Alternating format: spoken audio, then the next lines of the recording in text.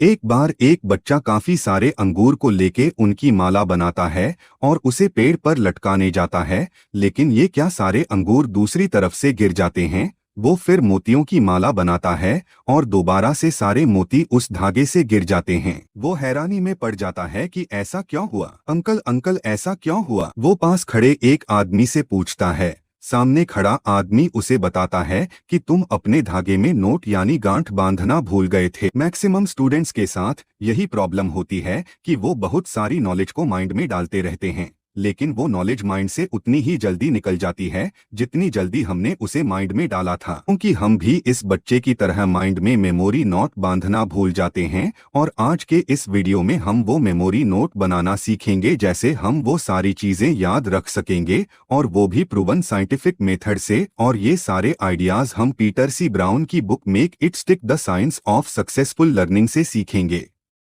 तो आइए स्टार्ट करते हैं। तो सबसे पहला पॉइंट कहता है टू लर्न रिट्रीव। ऑथर कहते हैं कि बहुत ही कम स्टूडेंट्स को मेमोरी नोट बांधने का तरीका आता है।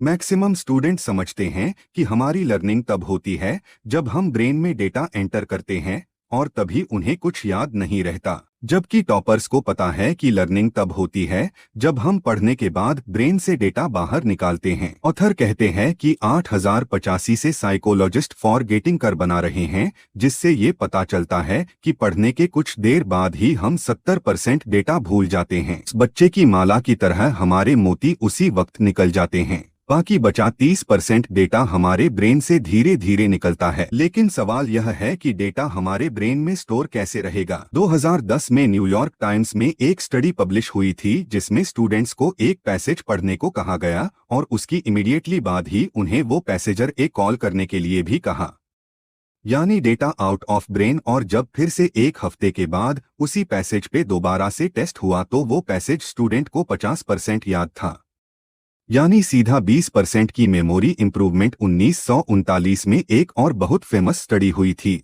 जिसमें 6060 स्टूडेंट्स ने पार्टिसिपेट किया था। इसमें स्टूडेंट्स ने 600 वर्ड्स के पैसेंजर्स पढ़े। इसके बाद उन्हें अलग अलग टाइम में उन पैसेंजर्स को रिकॉल करने के लिए कहा गया। इसमें दो इम्पोर्टेंट रिजल्ट सामने आए, और वो ये थे। पहला, स्टूडेंट्स ने पैसे पढ़ने की अगर बहुत दिनों के बाद उन पैसे चकोरी कॉल किया था तो उन्हें वो पैसेज उतना ही कम याद था, और जिन्होंने पैसेज पढ़ने की जितनी जल्दी भी कॉल किया था उन्हें पैसे ज्यादा याद था। सेकंड कंक्लूजन ये था कि जब एक बार स्टूडेंट्स ने उन पैसे चकोरी कॉल कर लिया था, उसके बाद उन्होंने बहुत कम डेटा भूला, और उसके बाद सबसे क्यूट सारे टेस्ट में उनके ऑलमोस्ट सेम है। यानी रिकॉल करने का मतलब है कि हमने में नोट लगा दी। नेक्स्ट पॉइंट कहता है मिक्सअप प्रैक्टिस। 8 साल की काफी सारे बच्चों ने अपनी जिम क्लास में बीन बैग्स को बकेट्स में डालने की प्रैक्टिस की। इन 8 साल के बच्चों को दो ग्रुप में डिवाइड किया गया, ग्रुप और ग्रुप बी। ग्रुप ए के स्टूडेंट्स नहीं बकेट को अपने से 3 फीट की दूरी पर रखा और उसमें ही 12 हफ्ते तक फेंकने की प्रैक्टिस की। ग्रुप बी के जो स्टूडेंट थे उन्होंने कभी खुद से बकेट को 2 फीट की दूरी पर रखा और उसमें भी बैग फेंकने की प्रैक्टिस की, और कभी बकेट को खुद से 4 फीट की दूरी पर रखा और फिर उसमें बीन बैग्स की प्रैक्टिस की। अब 12 हफ्तों के बाद दोनों ग्रुप ए और ग्रुप बी स्टूडेंट्स को टेस्ट दिए गए और बकेट को स्टूडेंट से 3 फीट की दूरी पर रखा गया। अब आपके लिए सवाल ये है कि किन स्टूडेंट्स ने इस टेस्ट में अच्छा परफॉर्म किया होगा, ग्रुप ए वालों ने या ग्रुप बी वालों ने? हमें इसे मैक्सिमम लोग ये बोलेंगे कि ऑब्वियसली ग्रुप ये नहीं अच्छा परफॉर्म किया होगा, क्योंकि इन लोगों ने तो पूरे 12 हफ्ते 3 फीट दूर बकेट में ही बीन बैग फेंकने की प्रैक्टिस की थी। लेकिन सरप्राइजिंगली अच्छा परफॉर्म ग्रुप भी नहीं किया, जिन्होंने इन 12 हफ्तों में कभी भी 3 फीट दूर बकेट रख के उसमें बीन बैग फेंके ही नहीं थे। तो इस एक्सपेरिमेंट का कंफ्यूजन ये था कि हम अपनी लर्निंग जितनी रखेंगे हमें उतने अच्छे रिजल्ट मिलेंगे, मगर हम में से कई लोग बोलेंगे कि नहीं, हम जिम के एक्सपेरिमेंट को ब्रेन लर्निंग से कंपेयर नहीं कर सकते। सो डोंट वरी, हमारे पास इसके से भी रिलेटेड एक स्टडी है। एक स्टडी में स्टूडेंट्स को दो ग्रुप में डिवाइड किया गया, ग्रुप ए और ग्रुप बी, और इन दोनों ग्रुप्स को फोर्स क्यों और जो मैट्रिक्स सॉलिड्स के वॉल्यूम निकालने का मेथड बताया गया, जैसे कि वेट स्फेरिकल को इन हाफ को एक्स्ट्रा अब ग्रुप ए और ग्रुप बी को इनसे रिलेटेड सम क्वेश्चंस प्रैक्टिस करने के लिए दिए गए। बेशक क्वेश्चंस इन दोनों ग्रुप कोर्स में दिए गए थे, लेकिन सीक्रेट इन क्वेश्चन के सीक्वेंस में था। ग्रुप एक ही स्टूडेंट्स को क्वेश्चन क्लस्टर में दिए गए, यानी 4 क्वेश्चन हाफ कौन से थे, फिर अगले 4 क्वेश्चन स्फेरिकल कौन से थे, एक्सेट्रा।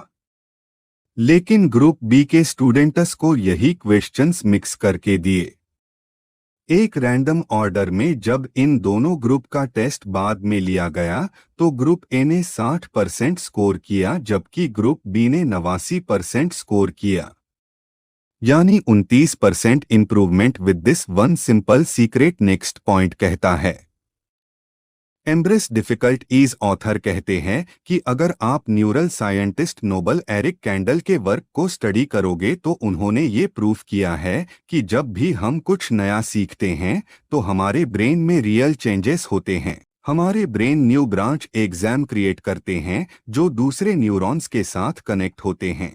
अब आप कहेंगे हमें ये कैसे पता है? एक्चुअली साइंटिस्ट ने लग लिया क्योंकि उसके न्यूरॉन का साइज काफी बड़ा होता है। जब सी सलग को स्टिम्युलेट किया गया इलेक्ट्रिक शॉक से तो उसके ब्रेन में एक्चुअली का स्ट्रक्चर चेंज हुआ, तो इसका मतलब है कि आपका ब्रेन का स्ट्रक्चर वीडियो देखने के बाद थोड़ा डिफरेंट होगा। अगर हम उसे वीडियो देखने से पहले वाले ब्रेन स्ट्रोक चक्र के साथ कंपेयर करें, यानी लर्निंग चेंजेज के brain structure, and that's why it's a big difficult to learn you think. इस वीडियो को देखिए, इस एनिमेशन से थोड़ा ज्यादा क्लियर होगा कि हमारे ब्रेन के साथ क्या होता है जब हम कुछ नया सीखते हैं। नेक्स्ट पॉइंट कहता है एक्सप्लेन इट लाइक M5। ये पॉइंट कहता है कि जब हम कोई नया कॉन्सेप्ट पढ़ें तो वो हमें तब तक समझ नहीं आता जब तक हम उसे एक बहुत ही सिंपल भाषा में नहीं समझा सकते, इतनी सिंपल भाषा में जितनी कि 5 साल के बच्चे को भी समझ आ जाए। होता यह है कि जब भी हम इसे मैक्सिमम लोग कोई नया कॉन्सेप्ट पढ़ते हैं तो हम सोचते हैं कि यार जब तक हम कोई जागने या वो साइंटिफिक वर्ड्स या कॉम्प्लेक्स वर्ड्स नहीं बोलेंगे तब तक बाकियों को नहीं लगेगा कि हमें वो कॉन्सेप्ट समझ आ गया। Machines are any combination of bodies so connected that their relative motions are constrained, and by which means force and motion may be transmitted and modified as a screw in its nut, or a lever arranged to turn about a fulcrum, or a pulley about its pivot, etc. Especially a construction more or less complex consisting of a combination of moving parts or simple mechanical elements as wheels, levers, cams, etc. की reality में real समझ इससे बिल्कुल different है। Einstein ने भी कहा था if you can't explain it simply you do not understand it well enough. इसी कॉन्सेप्ट पर read.com पर एक बहुत ही फेमस पेज है जिसका नाम है एक्सप्लेन इट लाइक M5, जिसमें लोग अपने डिफिकल्ट से डिफिकल्ट क्वेश्चंस पूछते हैं और बाकी एक्सपर्ट्स लोग उसे सिंपल से सिंपल भाषा में समझाने की कोशिश करते हैं ताकि वो लेमन की भी समझ में आ जाए। और बेसिकली जब हम नया कॉन्सेप्ट पढ़ते हैं तो बुक बंद करके हमें भी उसी कॉन्सेप्ट से रिलेटेड उसे ऐसे समझाना चाहिए जैसे हम किसी 5 साल के बच्चे को समझा रहे हैं, जिसमें हम अपने लेहमैन वर्ड्स यूज करेंगे। कोई जाग नहीं, कोई कॉम्प्लेक्स साइंटिफिक वर्ड्स नहीं, ताकि हमें कॉन्सेप्ट अच्छे से समझ आ जाए। नेक्स्ट पॉइंट क्या है? Prime following. ये पॉइंट कहता है कि अगर हम कुछ नया लर्न करने से पहले अगर उस टॉपिक से रिलेटेड कोई ओवरव्यू वीडियो या कोई समरी देख लेते हैं और उसके कुछ टाइम के बाद सिमिलर कंटेंट को पढ़ते हैं तो हमारा ब्रेन उस टॉपिक को समझने के लिए रेडी हो जाता है और जल्दी नल कनेक्शन फॉर्म हो जाते हैं। ये दूसरे तरीके से भी काम करता है, यानी अगर हम कोई चीज सॉल्व कर रहे हैं और उसे सॉल्व करने की जब हम कोशिश करते रहते हैं, लेकिन अगर तब तक हमें वो सलूशन नहीं बताया जाता तो भी हमारा माइंड उस चीज को जल्दी सीखेगा।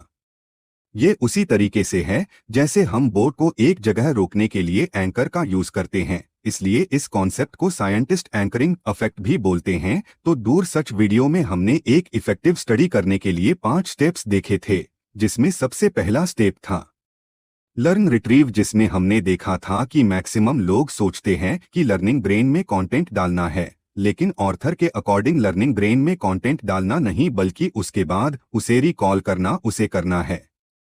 इसीलिए हमने देखा है कि अगर पढ़ने के बाद हम बुक बंद करके उसे जितनी जल्दी रिकॉल करेंगे उतना डेटा ही हमें याद रहेगा और हमारे माइंड में मेमोरी नॉट लग जाएगी, यानी मेमोरी लीकेज बंद। वरना करते रहो प्रैक्टिस, एक तरह से धागे में मोती डालोगे, दूसरी तरफ से निकलते रहेंगे। नेक्स्ट मंथ में हमने देखा था कि सभी और प्रैक्टिस यानी रिकॉल तो हमें करना है, लेकिन जिससे में हम रिकॉल करते हैं या प्रैक्टिस करते हैं वो हमारी मेमोरी नॉट को उतना ही स्ट्रांग बना देता है, जिसमें हमने स्टूडेंट्स का एग्जाम्पल देखा था कि जिस ग्रुप ने एक क्वेश्चंस रैंडम ऑर्डर में प्रैक्टिस किए थे उन्होंने दूसरे स्टूडेंट्स के कंपैरेटिवली काफी अच्छा परफॉर्म किया था। नेक्स्ट पॉइंट कहता है डिफिकल्टीज, जिसमें हमने देखा था कि रिकॉलिंग या ट्रू लर्निंग में एक्चुअल में हमारा ब्रेन स्ट्रक्चर चेंज होता है, इसलिए नई चीज को सीखना एक डिफिकल्ट टास्क है, तो हमें इस डिफिकल्टीज को एक्सेप्ट करना चाहिए। नेक्स्ट पॉइंट कहता है explain it like I am 5, यानी लर्न करने के बाद पहले हमें उस कॉन्सेप्ट को खुद को इस तरह से एक्सप्लेन करना है जैसे हम किसी 5 साल के बच्चे को एक्सप्लेन कर रहे हैं, जिसमें कोई जगह नहीं है, कोई डिफिकल्ट वर्ड नहीं है, ताकि हमें उस कॉन्सेप्ट की डीप अंडरस्टैंडिंग हो जाए। नेक्स्ट हमने देखा था प्राइम फॉर लर्निंग, यानी अगर हम कोई एकदम नया टॉपिक स्टडी कर रहे हैं तो मेन टॉपिक पढ़ने से पहले अगर हम उस चैप्टर से रिलेटेड एक ब्रीफ डिस्क्रिप्शन या ओवरव्यू वीडियो देख लेते हैं तो हमारा ब्रेन मेन इन्फॉर्मेशन लेने के लिए रेडी हो जाता है और लर्निंग ज्यादा बेहतर तरीके से होती है। अगर आपको लगता है कि किसी के एग्जाम्स आ रहे हैं और ये वीडियो उनकी मदद कर सकती है तो आप इस वीडियो को उनके साथ जरूर शेयर करें। एनीवेज दोस्तों, अगर आप ऐसी नॉलेजेबल वीडियोस मिस नहीं करना चाहते हैं तो सब्सक्राइब करने के बाद बेल का बटन दबाना मत भूलिएगा। आप कमेंट करके ये भी बता सकते हैं कि आप नेक्स्ट वीडियो किस टॉपिक और चाहते हैं। जल्द ही हम आपसे दोबारा मिलेंगे। जय हिंद।